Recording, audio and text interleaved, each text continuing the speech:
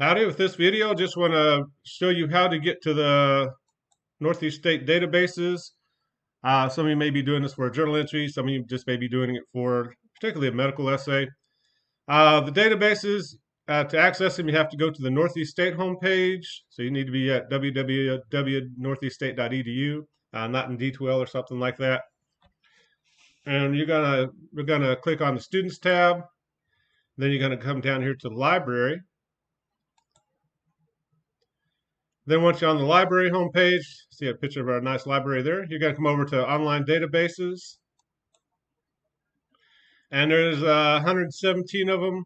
We're only going to use one or two, depending on just what works. We're going to be in the health databases, so we're going to click on H. And these first two, health and medicine, the Gale 1 file is a good one, and health and wellness is another good one. The other databases are quite often doctors talking to doctors, and some of that information is probably going to go over our heads a little bit. But these two databases are designed for high school and college students doing research on medical topics, which is us, right? We're going to start with health and wellness. When you click on this, if you're off campus, it's going to ask for your username and password. I didn't. I've already been here once today, so it didn't. And you can do a search. If you do a search, make sure you spell your disease or ailment correctly. Another way to do it is to come down and browse topics. That can kind of be sometimes be the easier one. Again, databases aren't perfect for all concerns. If you have a very rare condition, it may not have much information on here. But you can kind of see it. It has a lot of stuff. And you can just click on anything like lung cancer. And you'll come to an overview page where you can click read more. And it gives you a lot of different information. One, it kind of gives you just information about lung cancer. The databases are nice. They're up to date. They're peer reviewed. So it's a good source of information. And it also gives you links to other sites. The Gale Encyclopedia of Nursing and Allied Health is an excellent source. And you can just click on that. You'll have another source. So if you're doing this for journal entries where you have to find 3 sources, you can click on that and get you another one. But what's really cool about these databases, if you scroll down to the bottom, and also you see them giving additional websites you can go to that are going to be good sources of information. So when you actually get into your essay, these databases are really helpful. But here, down at the bottom, it does the works cited page entry for you.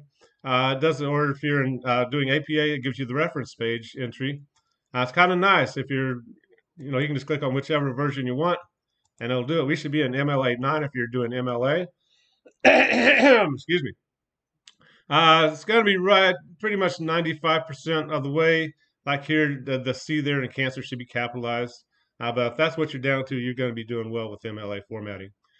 And you're just going to copy, if you're doing this for journal entry, you're just going to copy and paste that for the journal entry. And it's kind of nice as you get into these databases and start clicking these other sources. One, you have to have some images in your essay. So if you want to show someone what your smoker's lung is going to look like here in a few years, that's pretty gross. So, it might give you a little more detailed information. So one reason we're not using like 10 sources for this essay is because after a while they start saying the same thing over and over. But some sources get into a little more detail. This one you can see it's a little more detailed than the previous one, which was more of an overview. But again, you come down here. And you have that works cited entry already done for you. Again, these aren't perfect. Generally, you don't put titles on your works cited entry like PhD or RN or anything like that. That shouldn't be there, but it's pretty easy to copy paste that, then get back into your works cited space and just delete a couple of things, or like with the last one, capitalize something.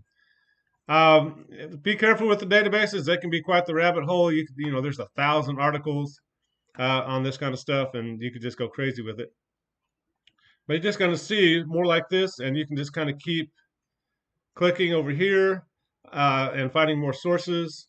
Again, they might start getting repetitive, but for the journal entry, if you're doing this for journal entry, just once you find 3 sources, go down to the bottom, see where that works cited page entry is, and use that for your journal entries. If you have any questions about this, let me know. But other than that, we will talk to you later. Bye-bye.